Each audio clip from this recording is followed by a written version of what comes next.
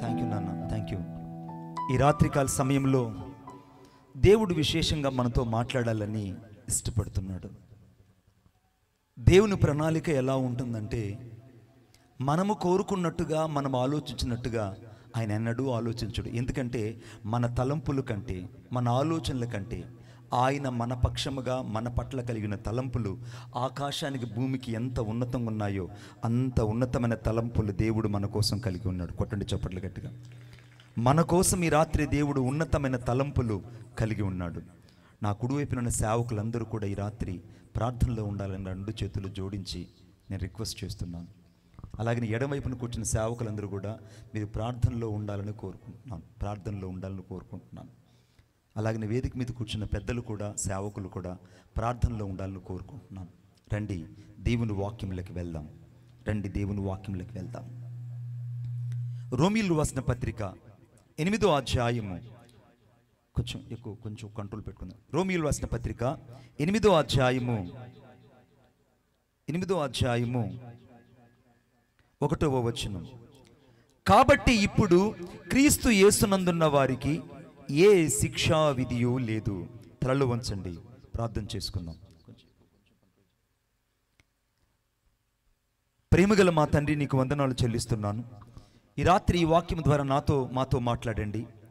ఒక విశేషమైన కోణములో ఈ రాత్రి మిమ్మల్ని చూడడానికి మాకు సహాయం దయచేయండి. ఈ రాత్రి మీరు మాతో మాట్లాడుతుండగా గొప్ప అభిషేకం చేత మేము నింపబడినట్లు సహాయం దయచేయండి. ఏమిచ్చినా నేను నీ రుణాన్ని తీర్చలేను. మమ్మల్ని మేము మీ చేతుల్లో ప్రతిష్ఠించుకుంటూ నజరేయుడైన యేసయ్య శక్తి కలిగిన నామంలో ప్రార్థన చేసి వేడుకొనుచున్నాను తండ్రి, ఆమేన్. కాబట్టి ఇప్పుడు క్రీస్తు యేసునందున్న వారికి ఏ శిక్షా విధియు లేదు. ఇప్పుడు క్రీస్తు యేసునందున్న వారికి ఏ శిక్షా విధియు లేదు. దేవుని వాక్యం ఏం చెప్తుందంటే, ఇప్పుడు క్రీస్తులో ఉన్న వారికి అని రాయబడింది. అంటే క్రీస్తులో ఉన్నవారికి శిక్షావిధి లేదు. కానీ క్రీస్తులో ఉండి కూడా, అనగా యేసులో ఉండి కూడా, యేసుతో ఉన్నానని కూడా, యేసు నాకు తెలుసు అని కూడా నువ్వు ఇంకా లోకములో, పాపములో, బలహీనతల్లో ఉంటే శిక్ష నుండి నువ్వు తప్పించుకోగలవా? నా ప్రశ్న మీకు అర్థం అవ్వాలని మరలా నేను చెప్తున్నాను. యేసుక్రీస్తులో ఉన్నానని చెప్తూ బలహీనతల్లో, పాపములో, లోకములో జీవిస్తూ ఉంటే శిక్షావిధి వారికి కలగకుండా ఉంటుందా అన్నది ఈ రాత్రి ఒక ప్రశ్న. బాగా గమనించండి. యేసుక్రీస్తులో ఉంటూ కూడా లోకములో ఉండేవాళ్ళు ఈ రాత్రి ఇక్కడ లేకపోలేదు. ఎందుకనంటే నువ్వు ఎప్పుడైతే పరిపూర్ణంగా మారాలని ప్రయత్నిస్తావో అప్పుడు దేవుడు నీ జీవితంలో ఒక కార్యం చేస్తాడు. ఎందుకంటే మనకు ఏదైనా ఒక దెబ్బ కలిగింది, ఒక దెబ్బ గాయమైనప్పుడు ఆ గాయాన్ని బాగు చేయడానికి డాక్టర్ దగ్గరికి వెళ్తాం. డాక్టర్ దగ్గరికి వెళ్ళిన తర్వాత ఇక్కడ 2 డాక్టర్లు ఉన్నారు అనుకుందాం. యెహోషువ అన్న కొంచెం నా కోసం ఈరోజు నిలబడాలని కోరుకున్నాను. ఇప్పుడు యెహోషువ అన్నాడు, నేను యెహోషువ దగ్గరికి వెళ్ళాను. యెహోషువ అన్న నాకు కాలు గాయమైంది, దయచేసి నా కట్టుకట్టనంటే అన్న ఏం చేశాడంటే, అమ్మో మణిబాబు అన్న అని చెప్పి నా కాలుకి పర్ఫ్యూమ్ కొట్టి, స్ప్రే కొట్టి, మంచిగా నాకు ఫెయిర్ అండ్ లవ్లీ రాసి, ఫాన్స్ పౌడర్ కొట్టి నా కట్టు పంపించాడు. లోపల ఏముంది? నాకు గాయం ఉంది. ఒకరోజు నాకు బాగానే ఉంది, మంచి వాసనే కదా, వాసన బాగానే ఉంది. లోపల పర్ఫ్యూమ్ రాశాడు కదా, దాని కూడా కొద్ది రోజులు గాయం ఓర్చుకునింది.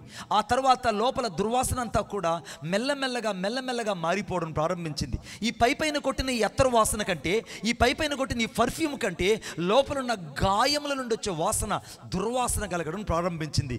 కాలు బాగా వాచిపోయింది అనుకుందాం. శరీరం అంతా వాచిపోయింది, ఇన్ఫెక్షన్ ఎక్కువ అయిపోయింది. చాలా నేను నిరసిల్లిపోయాను, అయ్యో అల్లాడిపోతున్నాను. నేను అనుకుంటున్నాను, ఈ డాక్టర్ దగ్గరికి వెళ్ళాను, ఈ డాక్టర్ నన్ను సరిగా చూడలేదని నేను ఇంకొక డాక్టర్ దగ్గరికి వెళ్ళాను.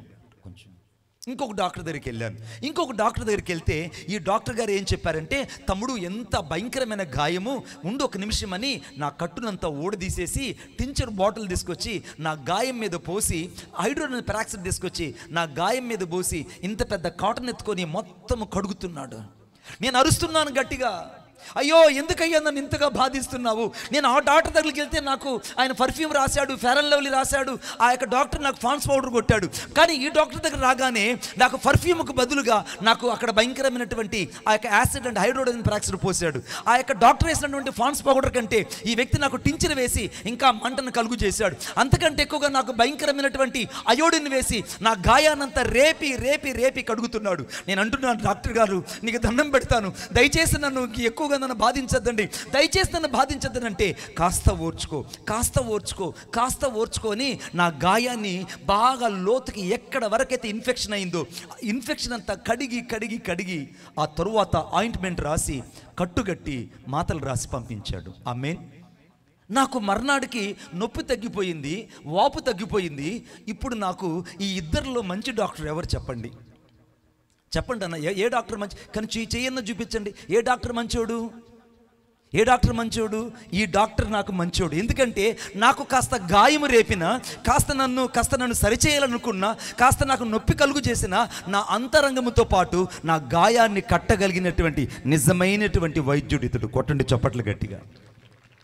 ఈ రాత్రి దేవుని ఉద్దేశం ఏంటంటే నిన్ను గాయపరచాలని కాదు. Just you the same thing and about and self in your life. ఈ రాత్రి నువ్వు ఆలోచించాల్సింది నిన్ను గాయపరచాలని దేవుని ఉద్దేశం కాదు. నీ లోపల ఉన్న గాయాన్ని ఈ రాత్రి కడుక్కోగలిగితే, ఈ రాత్రి నీ లోపల ఉన్నటువంటి ప్రతి గాయాన్ని నువ్వు స్పర్శించగలిగితే, ఈ రాత్రి నీ అంతరంగంలో ఉన్న ప్రతి గాయాన్ని నువ్వు శోధించి శోధించి శోధించి పరీక్షించుకోగలిగితే నిజమైన వైద్యుడైన యేసయ్య వాక్యం చేత నువ్వు స్వస్థత నొంది అభిషేకం కలిగి వెళ్తావు. కొట్టండి చప్పట్లు గట్టిగా. స్వస్థత నొంది అభిషేకం కలిగి వెళ్తావు. ఇక్కడ వాక్యం రాయబడింది, ఎప్పుడు క్రీస్తు యేసునందున్న వారికి ఏ శిక్షా విధి లేదని. ఈ రాత్రి చాలా మంది క్రీస్తు యేసులో ఉన్నారన్న మాటే కానీ పైన పర్ఫ్యూమ్ కొట్టుకున్న గాయాలు కలిగిన వాళ్ళు ఇక్కడ లేకపోలేదు. చాలా మంది క్రీస్తు యేసులో ఉన్నారన్న మాటే కానీ అంతరంగంలో దేవుని కొరకై నిజమైనటువంటి ఆత్మ సంబంధమైన జీవితాన్ని జీవించిన వారు ఇక్కడ లేకపోలేదు. అంతకంటే ఎక్కువగా దేవుని కొరకు వైరాగ్యం కలిగి జీవిస్తున్నామన్న మాటే కానీ అంతరంగంలో లోతైన పశ్చాత్తాపం లేకుండా పైన భక్తి కలిగి దేవుని శక్తిని ఆశ్రయించిన వాళ్ళు ఎక్కడ ఉన్నారు? The many people are pretend and before the God. ఇద్దరు వైద్యులే కావచ్చు. ఒక వైద్యుడేమో జోకులు వేస్తున్నాడు, మరొక వైద్యుడేమో పరిహాస మాటలు చెప్తున్నాడు, మరొక వైద్యుడేమో మనుషుల్ని మభ్యపెట్టే రకరకాల పిట్టకలపలు కల్పనా కథలు చెప్తున్నాడు, ఇంకొక వైద్యుడేమో వాడు అంతరంగాన్ని రేపి గాయపరిచి కట్టడానికి, గాయాన్ని కట్టి బాగు చేయడానికి భూలోకానికి పంపించబడినది నజరేయుడైన యేసుక్రీస్తు ప్రభువు. ఈ రాత్రి దేవుని ఉద్దేశం మరలా చెప్తున్నాను, నీకు శిక్షావిధి నుంచి తప్పించాలన్నది ఆయన ఉద్దేశం. మొదటిదేమో ధర్మశాస్త్రపు నియమము మనిషికి ఏం చెప్తుందంటే నువ్వు ఆజ్ఞాతిక్రమం పాపం చేయకూడదు, నువ్వు పాపం చేస్తే మరణానికి వెళ్తావు, జాగ్రత్త అని ధర్మశాస్త్రపు నియమం ఏం చెప్తుందంటే మనిషిని హెచ్చరిస్తూ వచ్చింది. ధర్మశాస్త్రం నియమం ఏం చెప్పిందనంటే నాతో పాటు చాలా జాగ్రత్తగా ఒకసారి వాక్యంలోకి వెళ్ళి చూద్దాం. నాతో పాటు రోమీయుల పత్రిక 7వ అధ్యాయము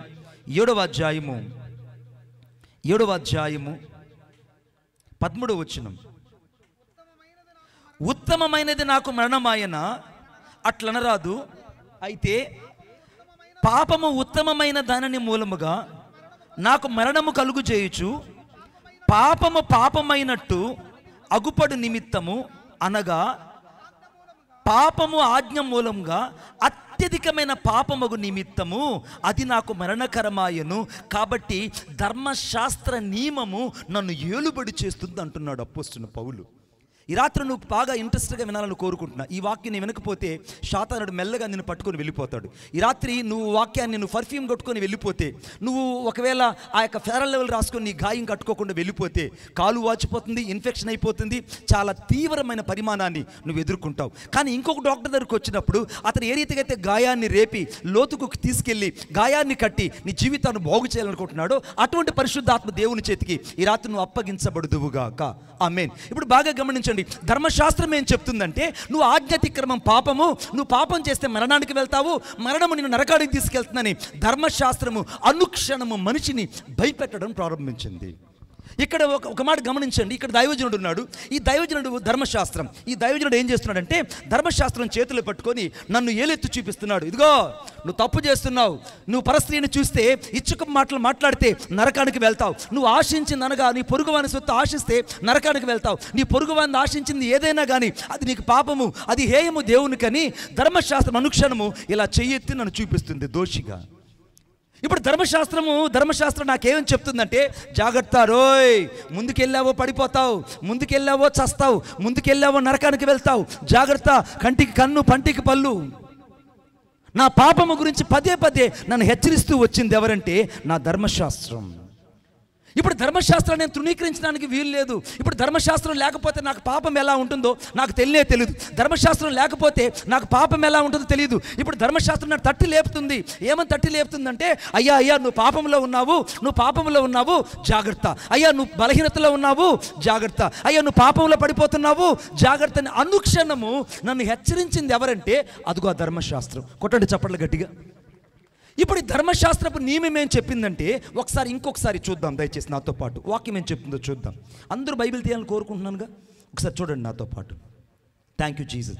అసలు ధర్మశాస్త్రం ఏం చెప్పిందో ఒకసారి, ధర్మశాస్త్రం నాకు ఎటువంటి శిక్ష విధించాలనుకుందో నాతో పాటు చూడండి దయచేసి. రోమీయుల పత్రిక 3వ అధ్యాయము 20వ వచనం. మైక్ ఒకరు తీసుకొని చదవాలని కోరుకుంటున్నాను. రోమీయుల పత్రిక 3వ అధ్యాయం 20వ వచనం. ఏలయనగా ధర్మశాస్త్ర సంబంధమైనటువంటి క్రియల మూలముగా ఏ మనుషుడు కూడా ఆయన దృష్టికి నీతిమంతుడనే తీర్పు తీర్చబడడు. ధర్మశాస్త్రము వలన పాపమనగా ఎట్టిదో చూసావా? ధర్మశాస్త్రం మూలంగానే నాకు పాపం అంటే ఏంటో అర్థమైంది. ఆమెను చెప్పండి గట్టిగా. ఇప్పుడు ధర్మశాస్త్రం లేకపోతే భూమి మీద పాపం అంటే ఏంటో ఎవరికి తెలిసేది కాదు.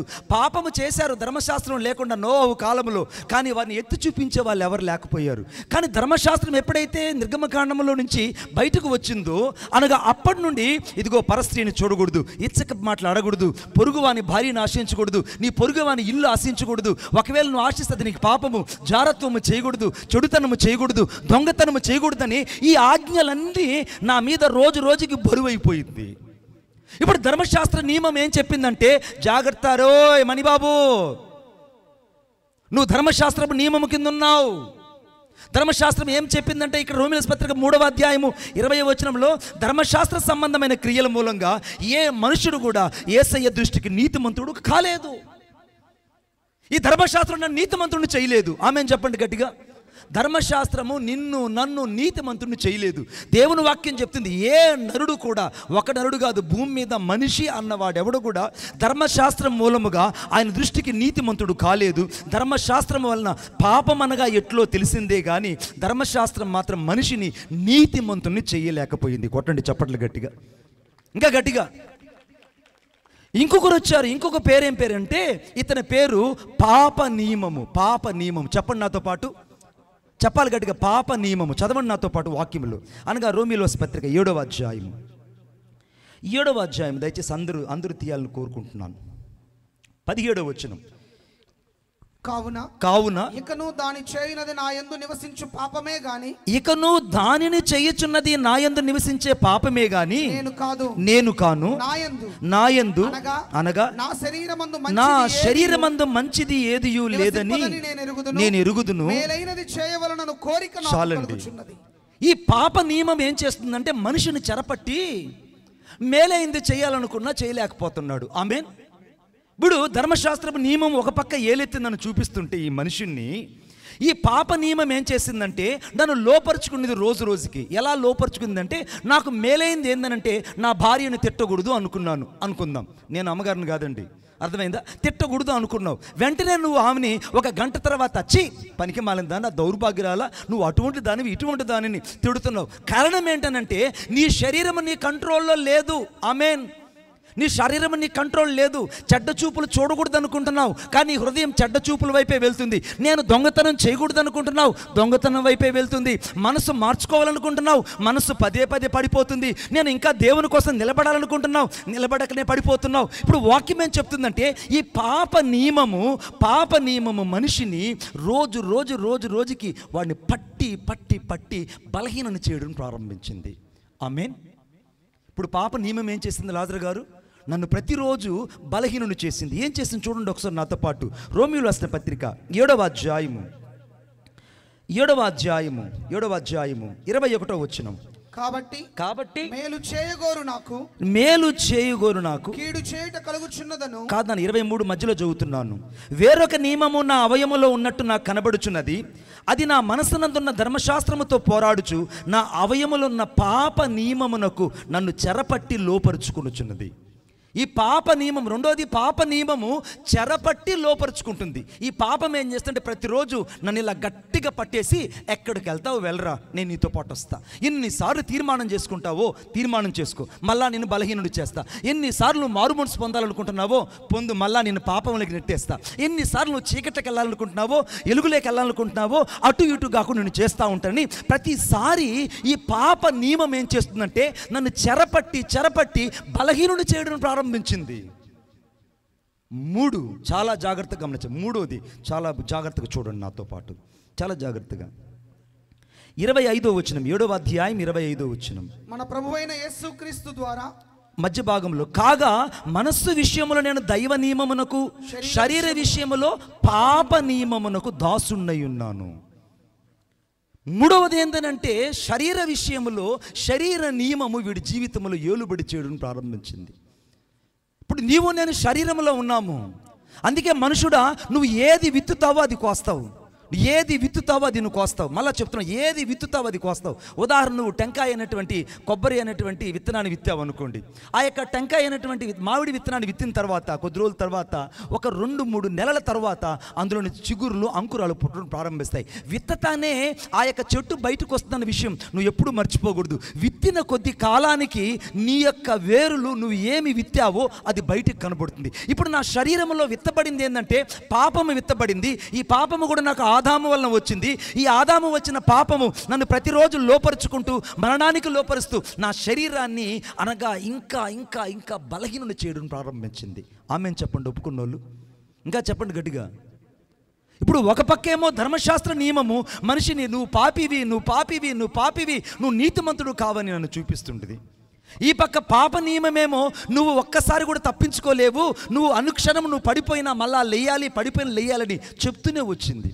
నేను ఒక మాట చెప్తాను, కుక్క తన వాంతికి తిరిగినట్టు మరలా తిరిగినట్టు, పంది బురదలేకి దొరిలినట్టు మరలా వీరికి అదే సామెత చొప్పున జరిగిందని పేతురు రాసిన పత్రికలో రాయబడింది. ఆమేన్.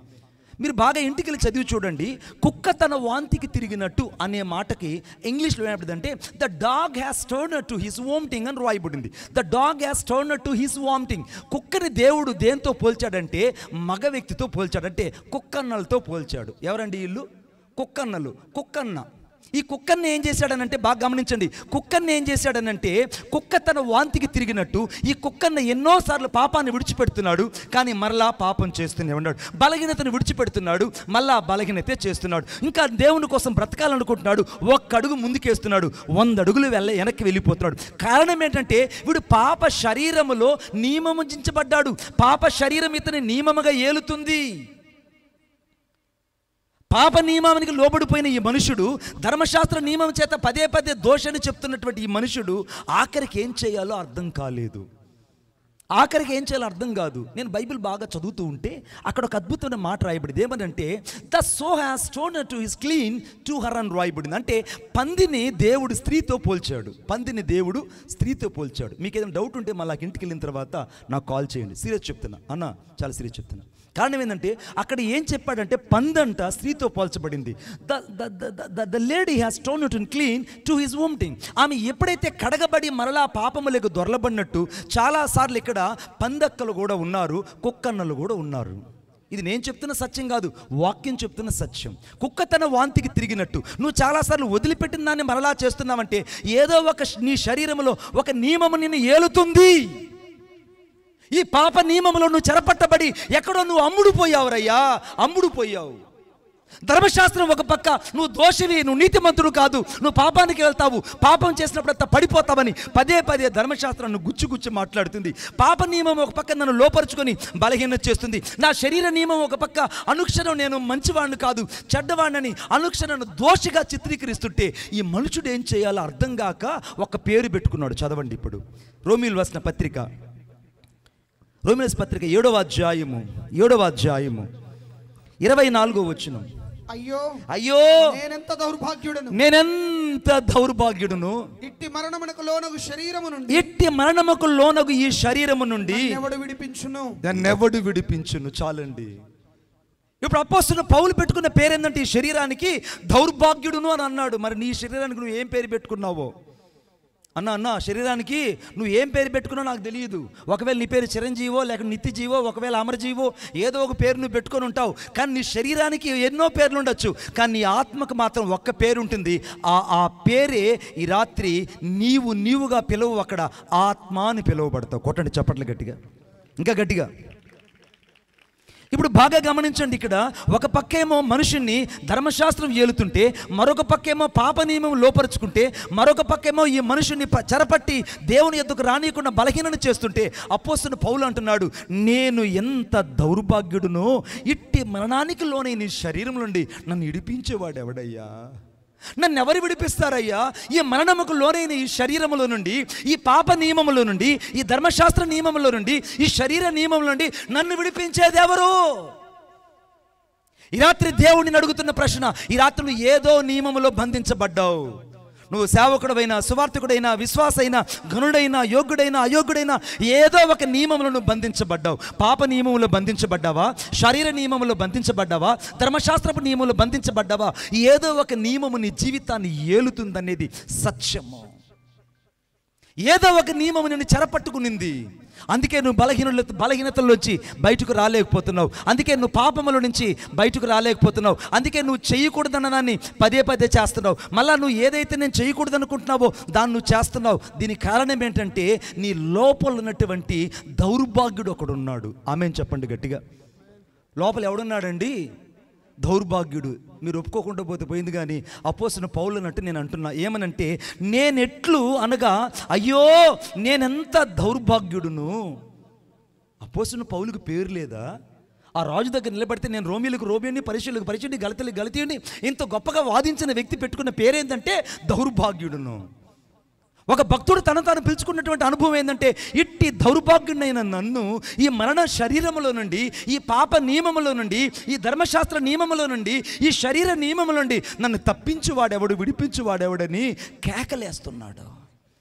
ఈ రాత్రి మనిషికి అర్థం కాదు ఏంటంటే రక్షణ అన్నది అర్థం కావట్లేదు. ఈ రాత్రి మనిషికి అర్థం కాదు అంటే విమోచన అన్నది అర్థం కావట్లేదు. ఈ రాత్రి మనిషికి అర్థం కాలేదంటే నీతిమంతుడైన యేసయ్య కృప ఏంటో అర్థం కావట్లేదు. ఈ రాత్రి మనుషునికి అర్థం కావాల్సింది నశించిన దాన్ని వెతికి రక్షించడానికి యేసయ్య ఇక్కడికి వచ్చాడనేది సత్యము. కొట్టండి చప్పట్ల గట్టిగా.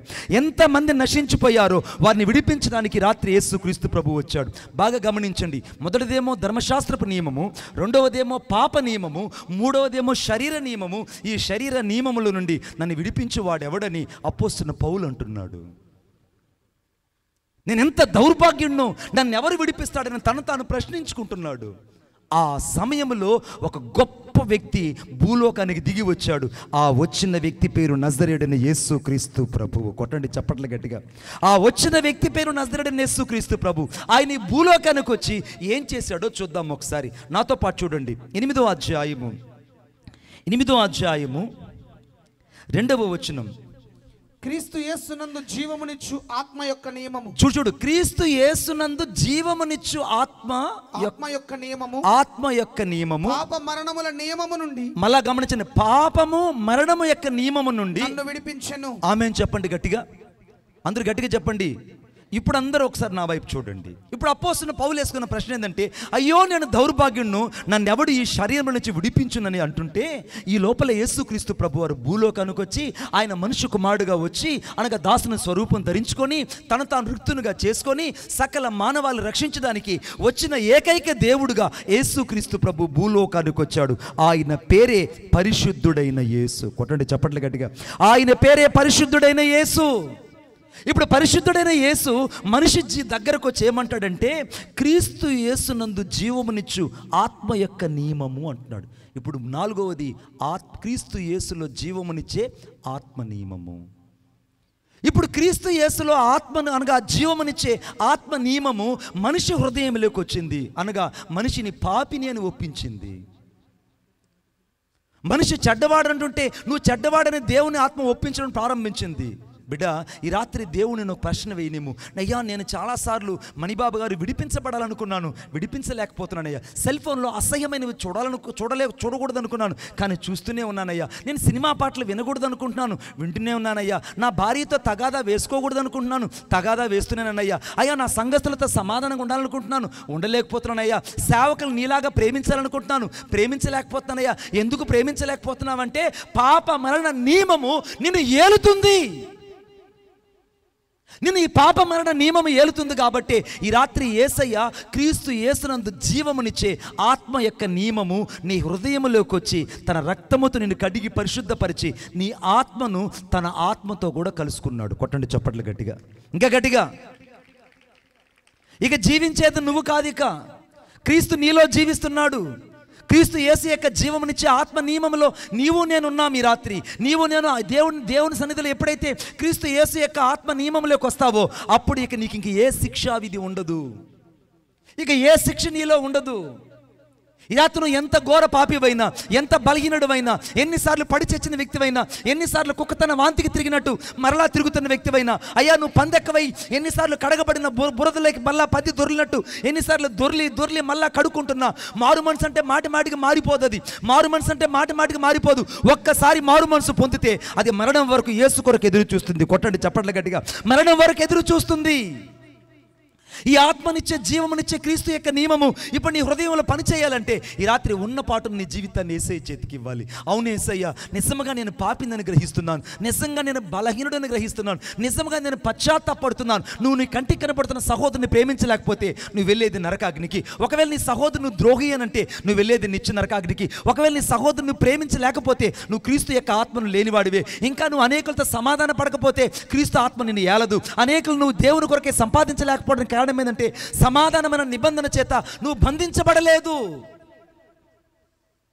సమాధానమైన నిబంధన ఎప్పుడైతే నీలో బంధించబడుతుందో అప్పుడు దేవుని శక్తి నీలోకి దిగి వస్తుంది. ఆమేన్. దేవుని శక్తి నీలోకి దిగి వస్తుంది. నేను ఒక మాట చెప్తాను, బాగా గమనించండి. ఈ రాత్రి దేవుని ఉద్దేశం ఏంటో తెలుసా? నిన్ను 4 నియమాలు వెంటాడుతున్నాయి. ధర్మశాస్త్రపు నియమము, పాప నియమము, శరీర నియమము. ఈ 3 నుంచి విడిపించబడలేక మనుషుడు అంటున్నాడు, అయ్యో నేను దౌర్భాగ్యుడనయ్యా, ఇట్టి మరణమునకు లోనైన శరీరముల నుండి నన్ను విడిపించే ఆత్మదేవుడు ఎక్కడున్నాడని ఘోషిస్తుంటే అప్పుడు దిగి వచ్చాడు నా నజరేయుడైన యేసుక్రీస్తు ప్రభు. ఈ పాపిని వెతుక్కుంటూ, కొట్టండి చప్పట్ల గట్టిగా, ఈ పాపిని వెతుక్కుంటూ వచ్చాడు. ఈ పాపిని వెతుక్కుంటూ వచ్చాడు. అందుకే దేవుని యొక్క వాక్యంలో రాయబడింది, మన పాపములను మనం ఒప్పుకుని ఎడల ఆయన నమ్మదగిన వాడు, నీతిమంతుడు గనుక సమస్త దుర్నీతి నుండి అని రాయబడి ఉందండి. ఈ రాత్రి నీతికి వ్యతిరేకంగా ఉండేదే దుర్నీతి. అనగా దేవుని నీతి నీలోకి రావాలంటే నీలో ఉన్న దుర్నీతి ఈ రాత్రి యేసయ్య రక్తంతో కడగబడాలి. అనగా దేవుని ఆత్మ నీలోకి రావాలంటే నీలో ఉన్నటువంటి పాప స్వభావము బయటకు వెళ్ళిపోవాలి. నువ్వు పరిశుద్ధంగా మార్చబడాలంటే లోపల ఉన్న పాపము బయటకు రావాలి. నేను మొదటనే చెప్పాను, ఆ డాక్టర్ గొప్పోడా, ఈ డాక్టర్ గొప్పోడు అంటే మీరే చెప్పారు ఈ డాక్టరే గొప్పోడు అని. ఈ రాత్రి నా యేసయ్య ఉద్దేశం ఏంటంటే నిన్ను గాయపరచాలని కాదు. నువ్వు ఏ నియమములో బంధించబడి చెరపట్టబడ్డావో, దౌర్భాగ్యుడు అనిపించుకుంటావో కాస్త ఆలోచించు. ఈ రాత్రి నువ్వు దీవించబడాలని, ఈ రాత్రి నువ్వు ఆశీర్వదించబడాలని, ఈ రాత్రి నువ్వు స్వస్థత పొందాలని, ఈ రాత్రి నువ్వు గొప్పవాడవాలని రకరకాల మాటలు చెప్పడానికి పరిశుద్ధాత్మ దేవుడు ఇక్కడ లేడు. నువ్వు ఏదో నియమములో చెరపట్టబడి బంధించబడి ఉన్నావు. ఆ చెరపట్టబడి బంధించబడినట్టు ఆ యొక్క విడుదల నీకు కలగపోతే ఈ రాత్రి నీకు పరలోక రాజ్యం లేదు బిడ్డ. ఈ రాత్రి నువ్వు విడిపించబడకపోతే, దౌర్భాగ్యమైన శరీరంలో నుంచి నీకు విడుదల కలగకపోతే నీకు మోక్ష రాజ్యం లేదు. ఆ మోక్ష రాజ్యం నుంచి నిన్ను విడిపించగలిగిన ఏకైక దేవుడు నజరేయుడైన యేసుక్రీస్తు ప్రభు. నిన్ను రక్షించగలిగినది నజరేయుడైన యేసుక్రీస్తు ప్రభు. నిన్ను స్వస్థపరచగలిగినది నజరేయుడైన యేసుక్రీస్తు ప్రభు. నిన్ను నీతి యొద్దకు నడిపించగలిగినది నజరేయుడైన యేసుక్రీస్తు ప్రభు. ఇప్పుడు నాతో పాటు వాక్యం చూడండి, నాతో పాటు చూడండి. రోమీయులకు రాసిన పత్రిక 8వ అధ్యాయము 4వ వచనం. ధర్మశాస్త్రము అనుసరింపక ఆత్మను అనుసరించి నడుచుకొని మనయందు ధర్మశాస్త్ర సంబంధమైన నీతి విధి నెరవేర్చబడవలనని, నీతి యొక్క విధి నెరవేర్చబడాలని పాప పరిహార నిమిత్తము దేవుడు తన సొంత కుమారుని పాప శరీరాకారముతో పంపి. ఎంత అద్భుతమైన మాట! నా యేసయ్య పాప శరీరాకారముతో పంపి ఆయన శరీరమందు పాపమునకు శిక్ష విధించెను. ఇప్పుడు కొట్టండి చెప్పట్లు గట్టిగా.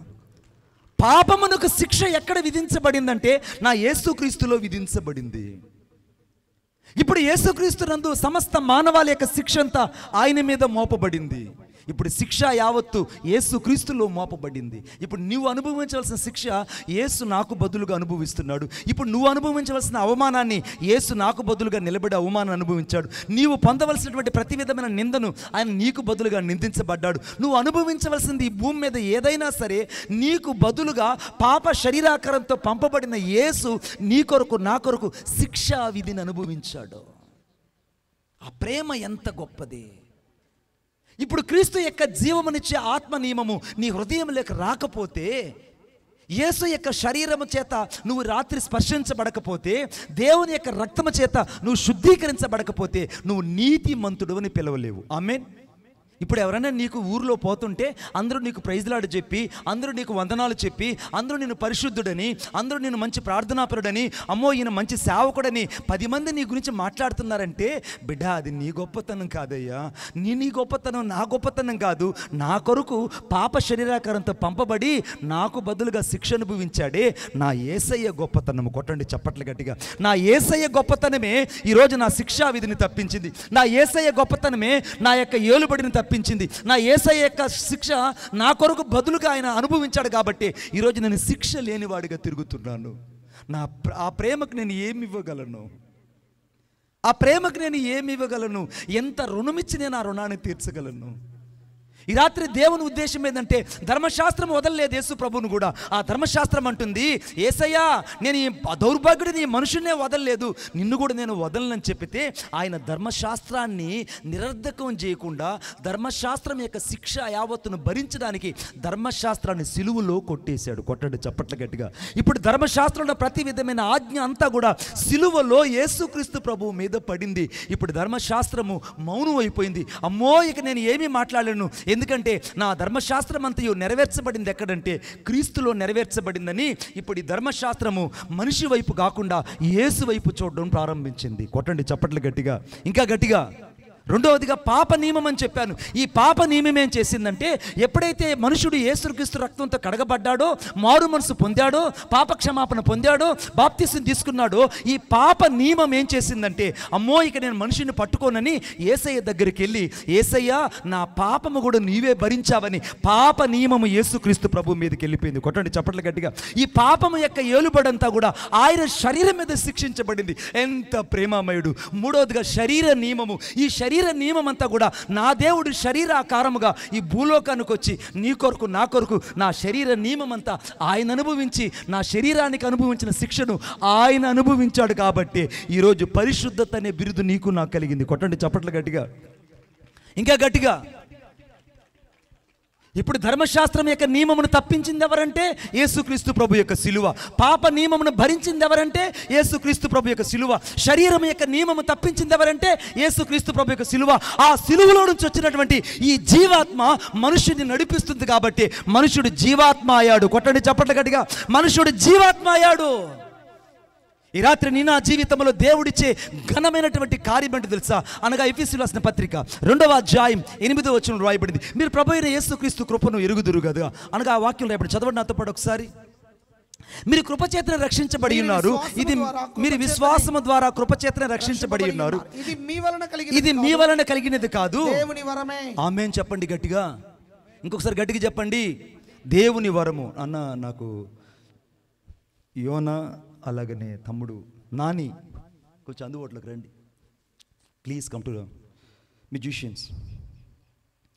ఇప్పుడు ఇక్కడ రాయబడి ఏంటంటే, నేను విశ్వాసం వలన కృపచేతనే రక్షించబడి ఉన్నాను. ఇప్పుడు రక్షణ అన్నది నీకు ఎలా వచ్చిందంటే కేవలం దేవుని వరము. ఇక్కడ అందరూ వరపుత్రులు వరకుమారులే. ఈ వరపుత్రులు వరకుమారులు పాపమునకు పట్టబడితే మళ్ళా యేసును గాయపరిస్తే ఆయన ఎంత బాధపడుతున్నాడో ఆలోచించండి. నువ్వు పైన కొన్నే చూసావు, కానీ నీ కొరకు యేసుక్రీస్తు ప్రభు సమస్తము చేసి ముగించాడు. ఆ ప్రేమ ఎదుట నువ్వు ఇంకా పాపం చేస్తూ బతుకుతావా? కుక్క తన వాంతికి తిరిగినట్టు మరలా కుక్క వాంతికి తిరిగినట్టు తిరుగుతావా?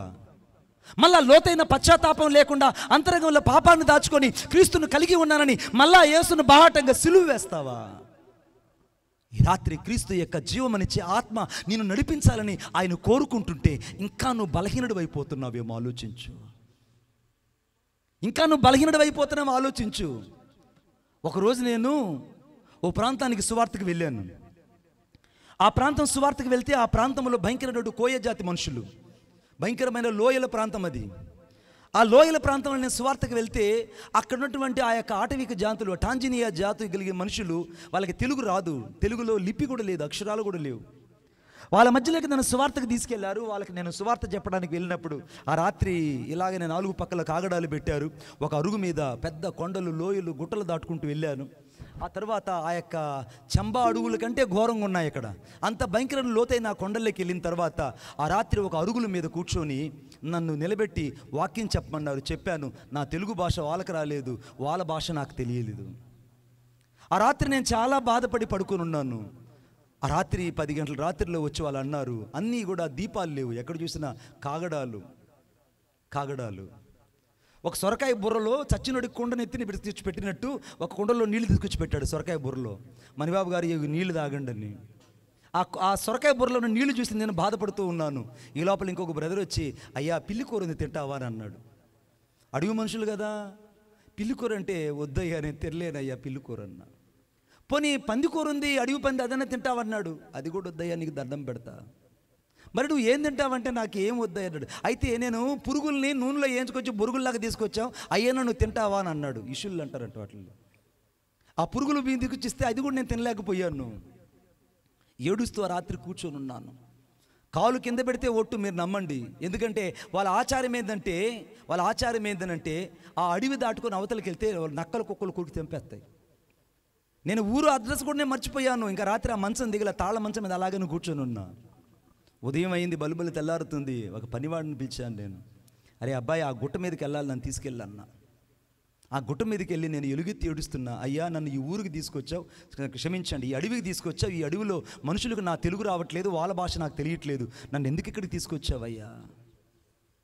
దాదాపు 9 గంటల సేపు ప్రార్థన చేసిన తర్వాత పరిశుద్ధాత్మ దేవుడు చెప్పాడు, నువ్వు భయపడవద్దు, ఈ రాత్రి నువ్వు వాళ్ళ భాషలోనే వాక్యం చెప్తావు, తిరిగిల్లు అన్నాడు. రూనామా షాదా రా లాబా दसी कोड़ी रोगी वाले हानु पूछे देवो रे, हम रोगी चीपे ताने अच्छो करना देवो रे, యేసు మర్గుతో ఆయో రే.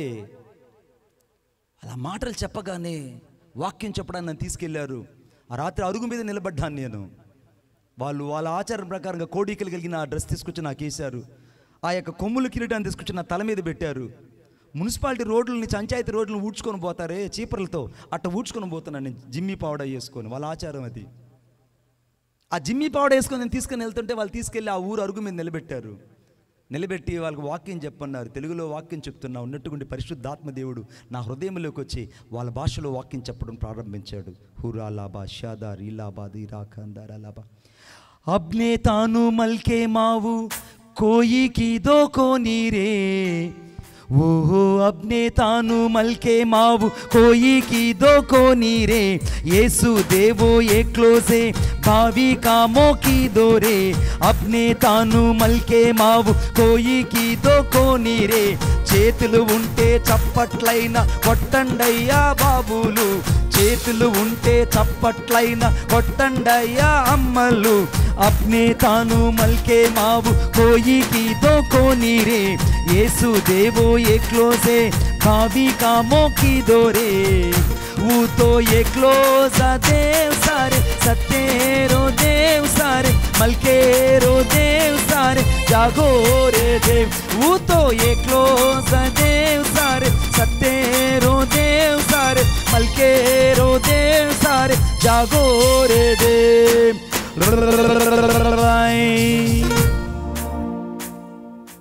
అలాగనండి ఒకసారి. అది వాళ్ళ ఆచారం, అలా అనకుండా పోతే చాలా ప్రమాదం అంట. అక్కడ అనండి. ఏంది నాన్నరు వీళ్ళు? జర్మియా గారు మీరే నాన్నండి సార్. दसी कोड़ी रोगी वाले हानु पूछे देवो रे, दसी कोड़ी रोगी वाले हानु पूछे देवो रे, हमर रोगी चीपी ताने अच्छे करने दो रे रे, दसी आचू वे गोरे एकलो नम्मो ये सोरे, वो तो एकलो देव सारे सतेरो देव सारे मलकेरो देव सारे जागो रे दे, वो तो एकलो देव सारे सतेरो देव सारे मलकेरो देव सारे जागो रे दे।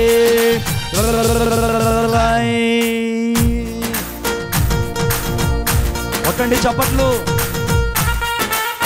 దసి కోడి రోగి వాలే హాని పూछे रे, येसु देव येसु से भावी कामो रे,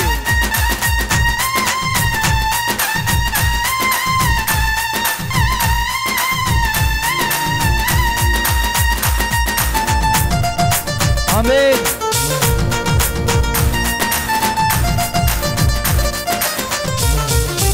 उज्जुक दाड़े भल्ले ने चले जा रे संद्रे पे, उज्जुक दाड़े भल्ले ने चले जा रे संद्रे पे, చేటుతు యేసు దేవో రే పాని ప్రపంచం ఆవో రే, చేటుతు యేసు దేవో రే ప్రాణి ప్రపంచం ఆవో రే, పేతురు సత్ను జాలోనే डूबन गोरे डूबे छोरे, वो तो एकलो देव सारे सतेरो देव सारे मलकेरो देव सारे जागो रे दे, वो तो एकलो देव सारे सतेरो देव सारे मलकेरो देव सारे जागो रे दे।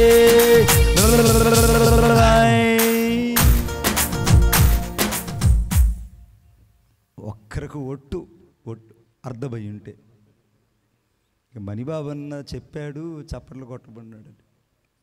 ఆ రాత్రి ఆ కొండ జాతుల మధ్యలో సువార్త చెప్తుండగా వారి మధ్యలో ఈ పాట పాడుతూ దేవుని వాక్యం చెప్పగా 200కు పైగా రక్షించబడి మారు మనసు పొంది బాప్తీసాలు తీసుకున్నారు.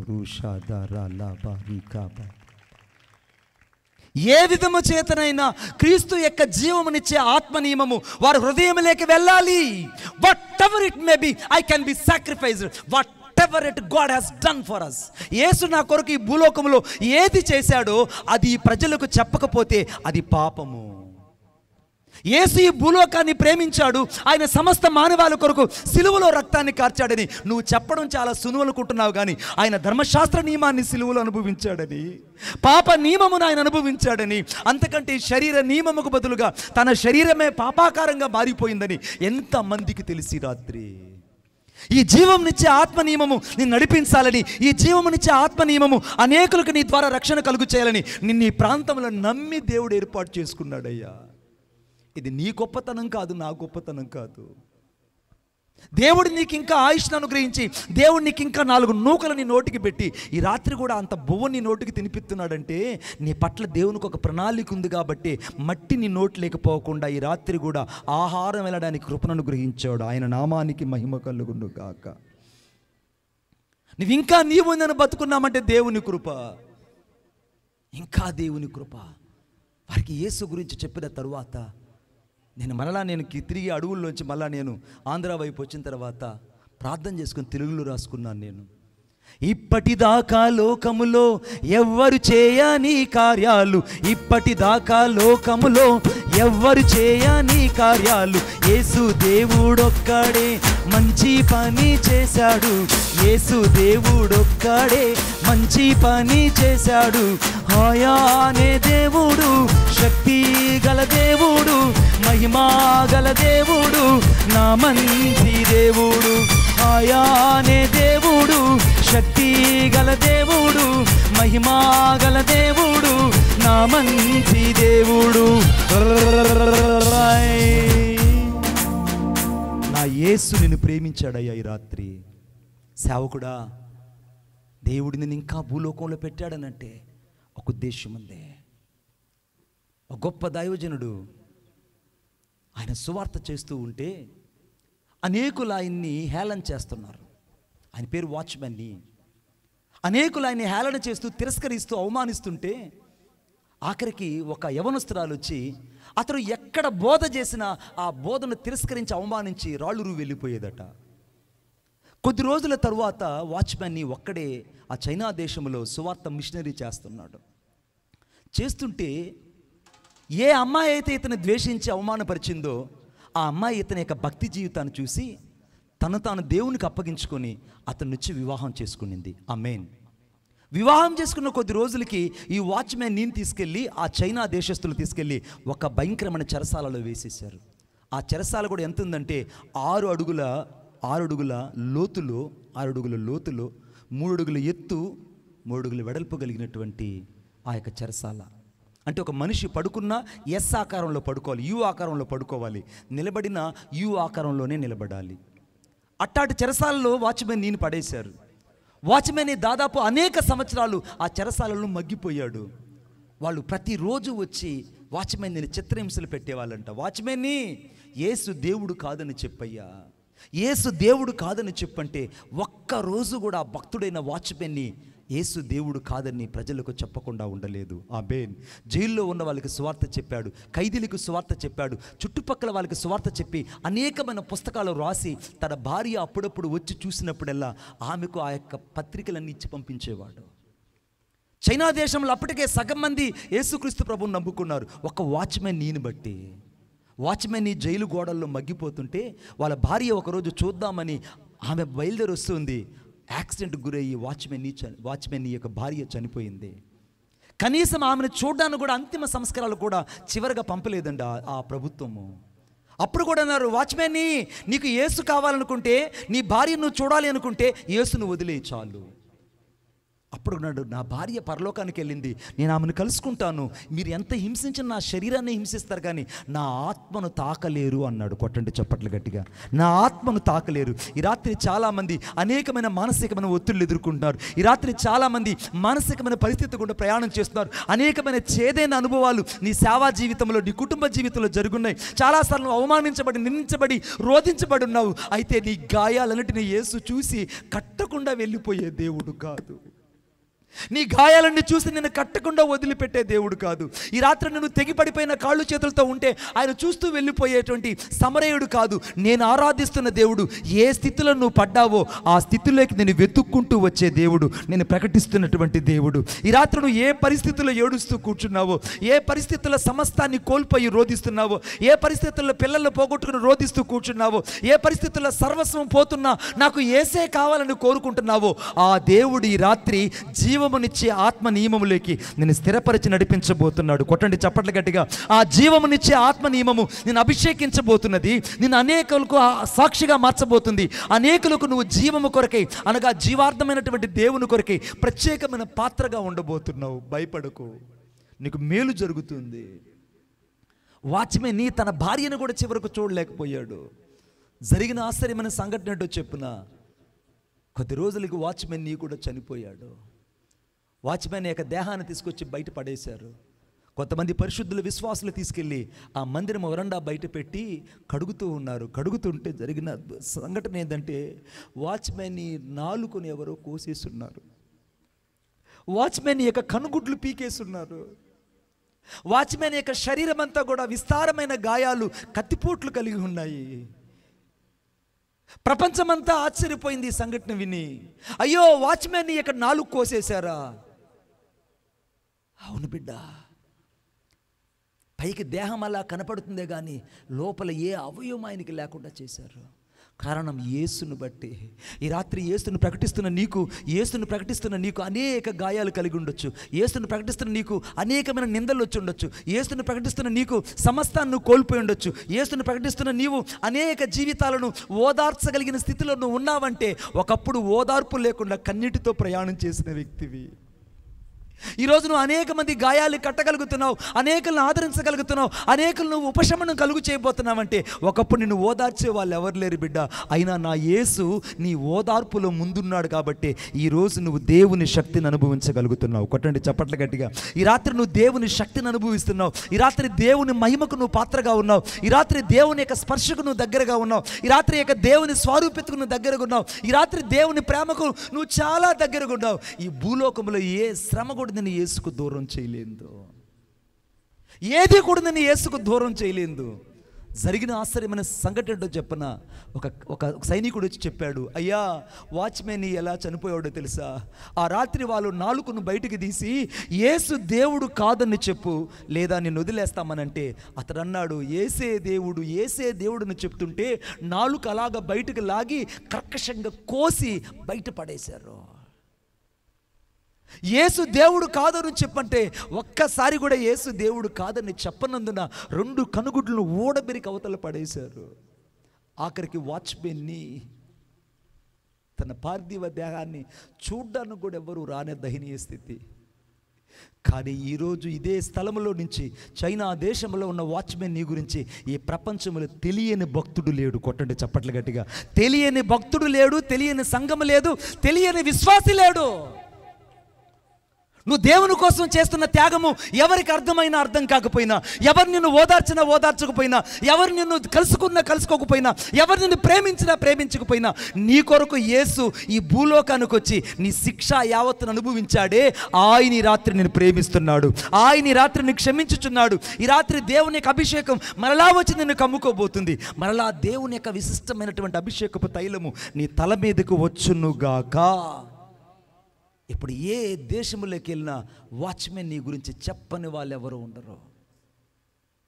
బిడా, ఈరోజు నీ పరిచర్య, ఈరోజు నీ సేవ ఎవరికి అర్థం కాలేదనుకుంటున్నావా? భయపడద్దు. ఒకరోజు ఈ ప్రపంచం నీ సేవను చూడబోతుంది. కొట్టండి చప్పట్లు గట్టిగా. ఒకరోజు నీ సాక్ష్యం అనేకులు వినబోతున్నారు. ఒకనొక రోజున నీ సంఘం గురించి అనేకులు తెలుసుకొని ఆశీర్వాదమైనటువంటి స్థితిని పొందబోతున్నారు. భయపడకు. అందుకే దేవుని వాక్యం చెప్తుంది, క్రీస్తు యేసునందున్న వారికి ఇప్పుడు ఏ శిక్షా విధి లేదు.